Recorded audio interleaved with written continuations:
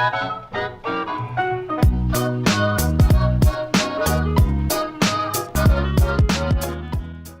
YouTube, my name is Nero, and today we have some Call of Duty Black Ops 3 and another episode of Dear Nero, which of course is the weekly series here on my channel, where subscribers send me in fan mail and or fan questions, and I do go and answer them. It's essentially the weekly Q&A here on NerosCinema. We are well over 170 episodes in at this point.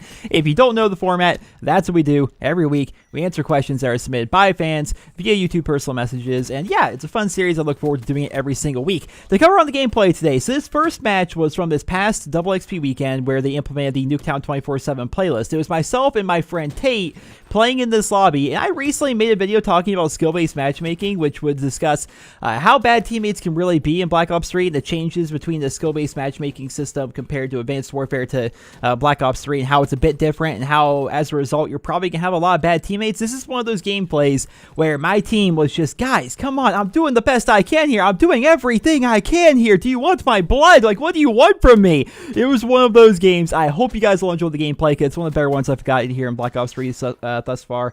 Using the M8A7, the newly nerfed M8A7, which I think I might make another video talking about the M8, because even though it was recently nerfed, I still feel as though it's the best weapon in Black Ops 3. But regardless, this is not about the M8, it's not about the gameplay, it's about your guys' questions and my answers to them. We're going to hop into the first one here, where he is going to write, Dear Nero, I am wondering if I should sell my old gen console and games so I can get more games for my PlayStation 4. And I want to keep some games, but my dad has a PS3 and I go to his house every other week. Do you think I should sell it? Tommy from Texas.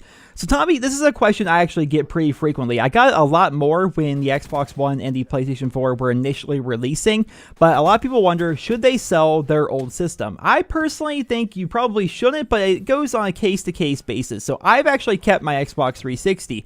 Now, the reason I kept it was because I have a lot of games for a 360, and I have a lot of playtime, and a lot of things invested in those games, right? Call of Duty 4, 40 days of playtime. Modern Warfare 2, 45 days of playtime. World at War, 30 days of playtime. Red Dead Redemption, 10 days of playtime probably in total, counting the multiplayer and all that. And just, there's a bunch of games on the 360 that I played a bunch, and I don't want to lose all my progress on that. I just like, it just seems silly to do so, and maybe one day I'd want to go back to those games that are exclusive to those consoles. Now, it's a bit different now because we have backwards compatibility kind of coming in the digital way, whereas certain games like the original Black Ops, I've heard, is going to be coming, so it's going to be available to play on the Xbox One, like in a backwards compatibility weird way, where you download on your Xbox One, and you can play it as if you were playing on your 360, but you're playing it on your Xbox One. Like, that whole system is coming, apparently, and maybe someday it's going to make it so the actual hardware, the consoles themselves, your 360s and your PlayStation 3s, to the point where those would be completely obsolete. But right now, that's not the case. So it really depends on a case-by-case basis. For me personally, I did keep my consoles,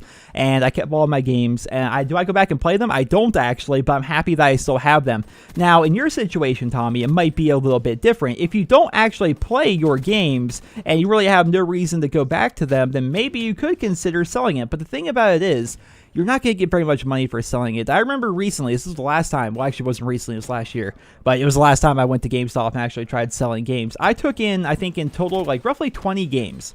They varied from new games to some older games, and I took in 20 of them in total, kind of looking for some quick money. This was back before my YouTube channel was really having a lot of success, and you know, it was a rough month, and so I figured I'd sell off a lot of stuff that I don't usually use and maybe buy a new game or something as a result.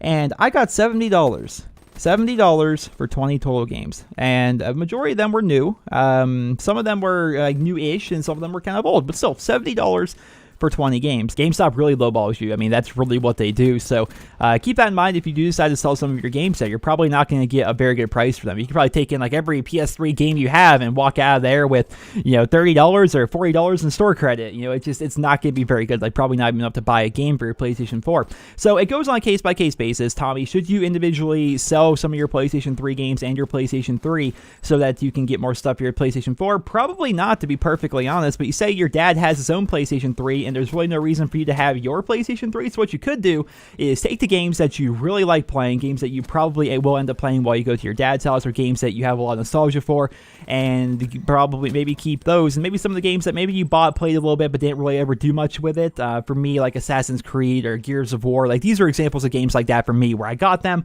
I played them a little bit, didn't really get hooked into them, and they didn't suck me into the series or anything like that. And then you can probably sell games like that back, whereas games you know that you'll play a lot, like maybe some similar Call of Duties, maybe some, maybe like Madden or something, maybe whatever games you're into, maybe keep some of those for your dad's house, and then maybe sell your console.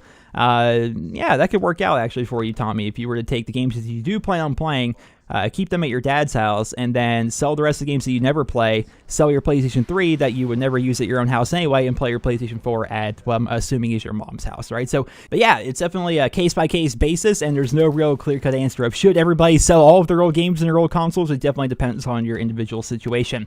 Next question, he is going to write, Dear Nero, in a couple of recent videos, you mentioned that you were having some trouble with your PC. I wanted to know if you are still having issues, or if the problem got resolved. Michael from the Music City. So Michael, thank you for your interest in my hardware issues. So my PC's been acting up lately. I'm having some difficulty with it. And allow me to explain the symptoms to some of you guys out there who maybe know a bit more about PCs than I do. So essentially what will randomly happen is my CPU will randomly just be at 100% usage. My fans and my PC will just be going crazy. My heatsink, just the fan is going nuts on it. It's trying to get all the heat out. My PC is essentially overheating, essentially. And my CPU is randomly getting put up to 100% usage, even if I have nothing. Like if my computer is sitting idle, it will be at 100% for whatever reason. And yeah, it's kind of crazy. Like people will be asking me like, Nero, so what exactly is taking up your CPU to make it run at 100%? And I'll be like, well, I don't know. It changes. Sometimes it's Windows Defender, which is like the default Windows antivirus thingy-majig that comes with every Windows thing. Sometimes it's that. Sometimes it's Google Chrome if I have a page open. Sometimes it's Task Manager itself. You know, it changes. Just basically my CPU is overheating for whatever reason.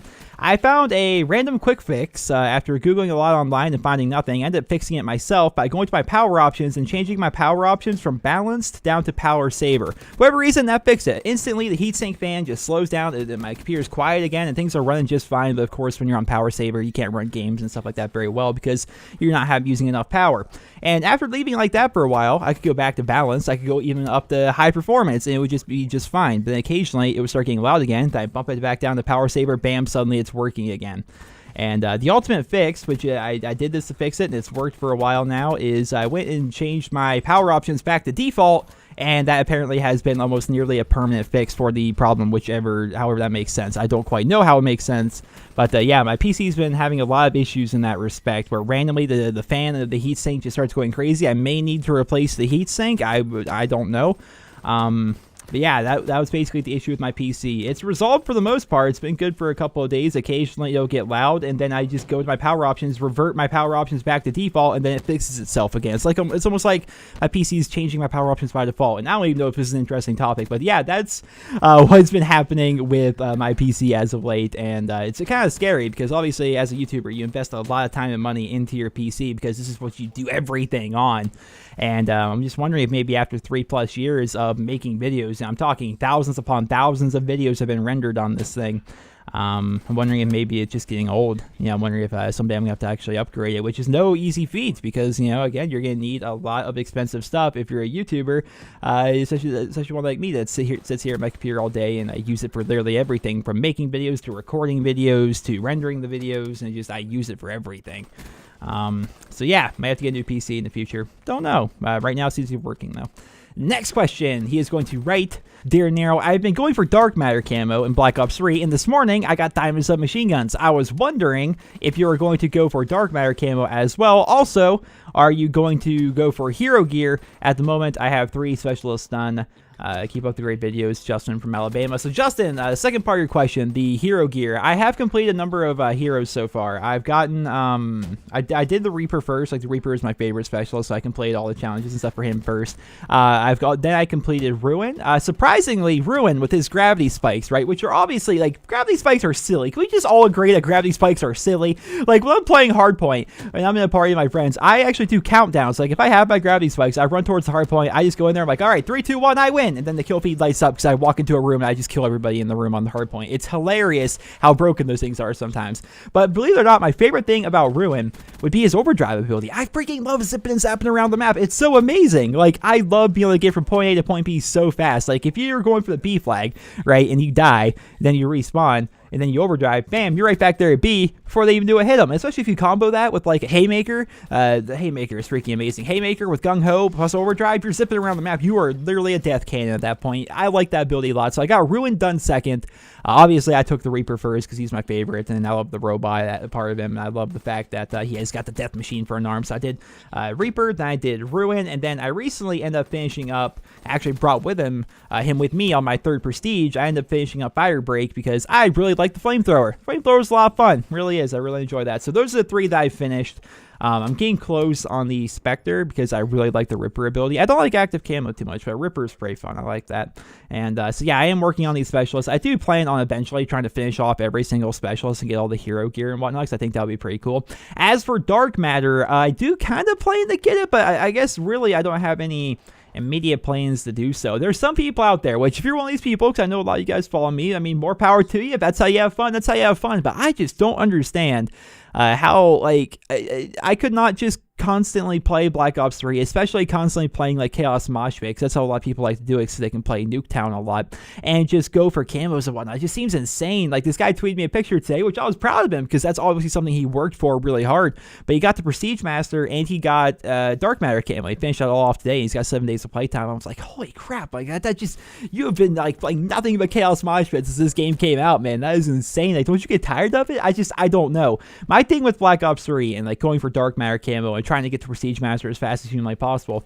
is look at the last couple of Call of Duty games we had, Advanced Warfare and Call of Duty Ghosts. For a lot of people, those games were not their cup of tea. For a lot of people, those games were kind of disappointing. So I'm just saying, you don't really, my expectations aren't very high for Infinity Ward's game next year, and my expectations aren't very high for Sledgehammer's game the year after that. And so as a result, this may be another Black Ops 2 on our hands, where we're going to be playing it for a number of years, and the last thing I want to do is rush right to the end, get the Prestige Master, you know, get Dark Matter camo, complete all the challenges for all the guns. Just currently, I am just chilling with whatever guns I have and just using whatever I want to use. I feel as though I have the majority of weapons in the game. The ones that I use anyway are all roughly around 75 headshots or something like that, but I don't specifically go for headshots. I don't specifically go for challenges. I actually just recently, with the Double XP weekend and whatnot, we were obviously playing a lot of Nuketown. I finished up the rest of the challenges for the Man of War. The only one I have left is the long shots, which usually I'm the one giving tips. Can you guys give me some tips here? How do you get long shots in this game, man? I have one on the Man of War. I have one.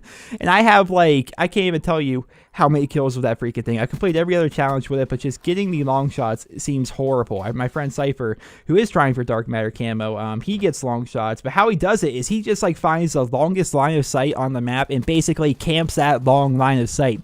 And it's actually like it's counterproductive sometimes when we play. Like, we're playing Kill Confirmed, and he's sitting in this one spot trying to get long shots, and as a result, he's not confirming tags. He's not picking up a lot of kills. He's just sitting here trying to get these long shots. I'm like, I don't want to play like that, you know. I just want to play the game. I want to go confirm tags. I want to go cap flags. I want to get in the hard point. I want to play the objective, get points, get score streaks, and win. You know, I don't want to sit on the longest line of sight possible. So that's kind of annoying that that's actually a challenge. But yeah, Man of War will be gold here soon enough. Kudo, obviously, I have gold because that's my favorite gun. I have the Argus and the KRM up there as well, which KRM recently got puffed. That gun's actually a lot better, and I like that.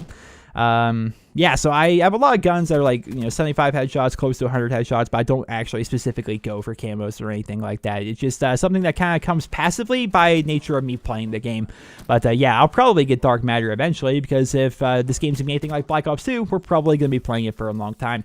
Next question, he is going to write, Dear Nero, do you think that Treyarch's decision about making it so that after you reach Master Prestige, then after that, the max level is 1000, and every 100 levels you get a Prestige icon from World at War Black Ops 1 and Black Ops 2 that you can switch between, was a smart decision for the Call of Duty fan base? David from Connecticut. David, that was a really weird format of a sentence right there, but I figured it out and we got it here. So if you guys don't know, with the recent update that came to Black Ops 3, a lot of people are already considering hacking and like, oh no, everyone's hacking in my lobbies and whatnot. It's really not the case, actually. So what's happening is if you see somebody that's above level 55, that means that they were already Master Prestige, right? They were already a Prestige Master, and after they get to Master Prestige and they get up to max level and whatnot, the level cap is increased. So there's Master Prestige level 55, and then there's Master Prestige level 56, 57, all the way to Master Prestige level 1000, which is kind of insane. How they've done it is every 100 Master Prestige levels that you go through, like let's say you go to Master Prestige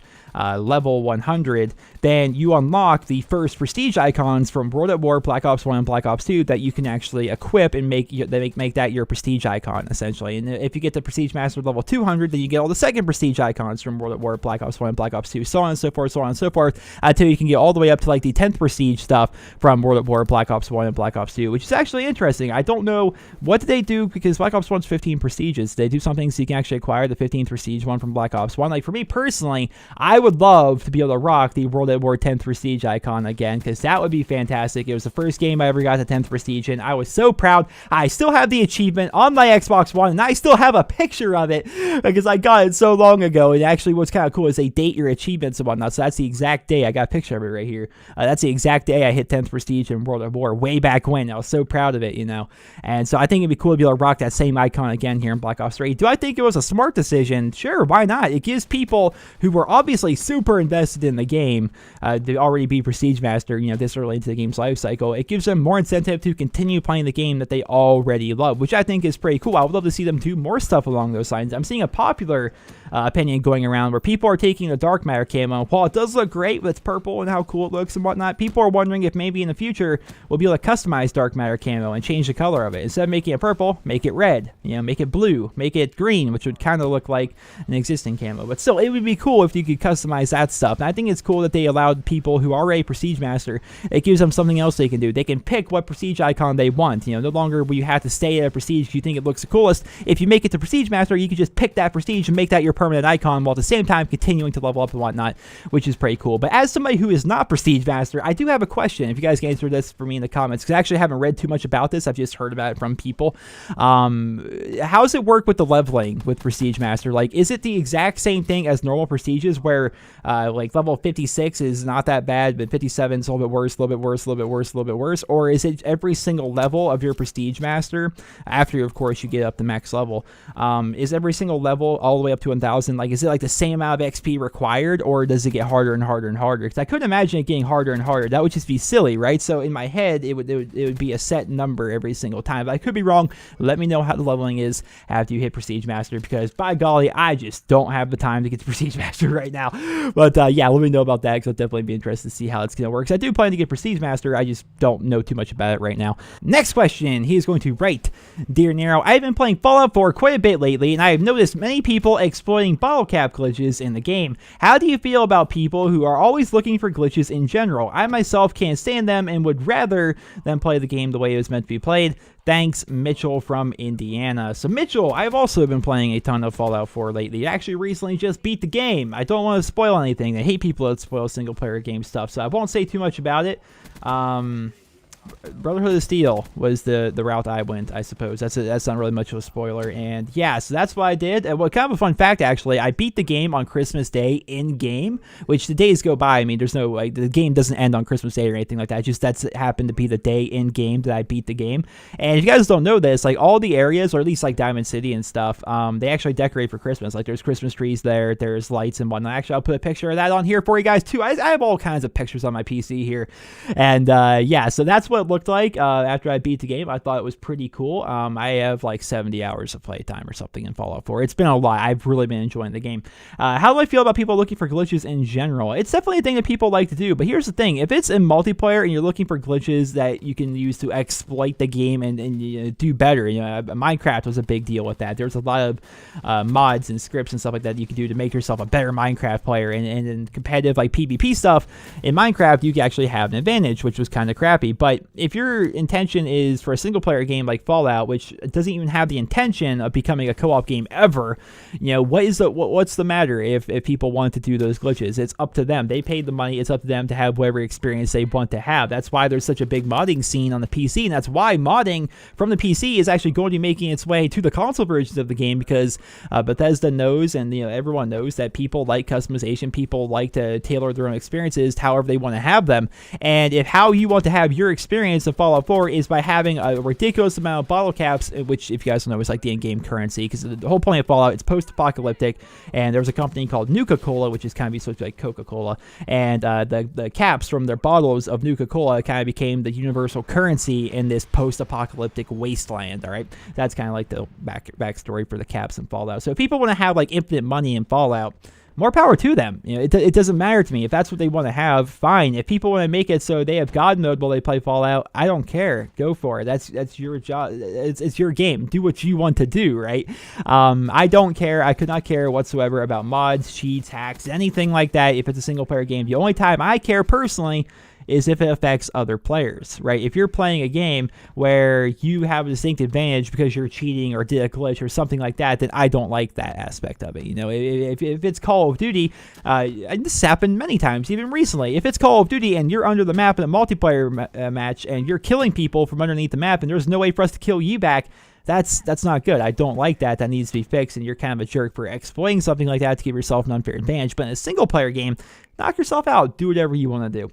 Next and final question. He is going to write, Dear Nero, I got a concussion earlier this week from a wrestling match, and I was wondering, have you ever had a concussion? If not, what is the most serious thing that has ever happened to you medically? Thanks, and have a good holiday. And this person did not leave his or her name. So first and foremost, I'd like to wish you a speedy recovery from your concussion. I've never actually had a concussion myself, but I've seen people get concussions, and I've known people that have had concussions, and it is not enjoyable, even from like the outside looking in. Like, it just looks miserable to see those people that have concussions. I came close, I think, one time to a concussion. It was during football season back when I was in high school. It was actually a practice, not even during a game, and ended up getting like a helmet-to-helmet with another person. I definitely got the worst end of it, and it was pretty bad. Like I felt dizzy. I couldn't quite see straight, and I got checked out by the team doctor, and I was cleared. I was fine. I just got kind of like the way knocked out. I mean, I was a bit dizzy, but I was fine. I went back and continued practicing and playing and whatnot. So that's the closest I've ever actually come to a concussion. But I've seen, again, people get concussions, and I've seen them have concussions, and neither of them looks great. So I wish you a speedy recovery, especially since you said you got this from a wrestling match. That had to have been a heck of a slam to give you a concussion in a wrestling match. But wrestling season just started, right? Because it's a winter sport. So hopefully you can recover from this and continue to wrestle this year. Hopefully it doesn't end your season. I don't know too much about the length or the severity of your concussion, but hopefully you can get back to wrestling this season, because it's probably something you're interested in if you're a wrestler. But what is the most serious thing that ever happened to me medically? Nothing, really. I'm really trying to think, like, what is the most serious thing that's ever happened to me medically? Honestly, like, bumps, bruises. Like, honestly, I don't get hurt. That's the thing. So even though I was very active growing up, I skateboarded, I did BMX for a bit, I played a lot of sports. I did baseball, I did basketball, I did football, I did soccer, I ran track. I've done like every sport. I've just never gotten actually injured. I've never sprained an ankle, never sprained a wrist, never broke a finger, never broke a toe, never broke an arm, leg. I have busted my head open a couple of times, so maybe that would be the most serious thing that's ever happened to me medically. Like, a lot of times when I was younger, I would wreck my bike, or I would, one time specifically, like, we were climbing like these really big rocks. Like, maybe you guys have an area around this, or around you like this, but there's like these giant rock formations like out in the woods, and we were climbing on those when I was younger, and I fell down between two rocks. I hit my head on both sides of the rock as I was falling down in, and busted my head open, and it bled. And so that's probably like the worst experience I've ever had medically, I suppose. Just cracked my head open a couple of times, but yeah, never actually really broken any bones, never sprained anything. Yeah, so I've actually been pretty healthy throughout the majority of my life, and it's only getting easier because as I do this YouTube thing and as I continue to game and stuff like that, I basically work an office job, right? It's basically a white-collar job, this YouTube thing. I sit behind a desk all day at my computer, and as a result, I'm not taking too many physical risks by doing that. But like most people that have an office job in like an office environment, I do need to make sure that, you know, I'm eating healthy. I do need to make sure I exercise now and again so I don't become overweight or anything like that. But that's honestly like the worst part of the job, I suppose, is that I may become a little bit overweight because I'm constantly playing video games and sitting behind the computer. So right now, I'm pretty healthy, and I've never actually broke the bone or anything. So I've always had a pretty, always been pretty lucky, I suppose. Because I've known a lot of people have gotten injured. I just got lucky with a lot of it because, again, I play in I switch positions a lot in football. I played running back. I was going to play quarterback one year, but then I transferred schools and they didn't want me to play quarterback, which is probably the right decision because I'm pretty awful at it. But I played running back, played wide receiver, played safety. I played linebacker, played tight end. In basketball, I played center because I was always tall. I'm 6'3" now, which in the grand scheme of things is not giant. But I was really tall, like especially middle school, early high school, and whatnot. So I played center in basketball. Track and field, I sprinted and I did the high jump. Baseball, I primarily played outfield with a little bit of shortstop in there. Am I missing any sports? Oh, soccer. That was mostly when I was younger. But soccer, I mainly played defenseman or goalie. Or is that defenseman? That's what they call it in hockey. Is that what it's called in soccer? I don't know. It's been a long time. Ladies and gentlemen, that is going to conclude this week's episode of Dear Nero. I hope you guys all enjoyed it.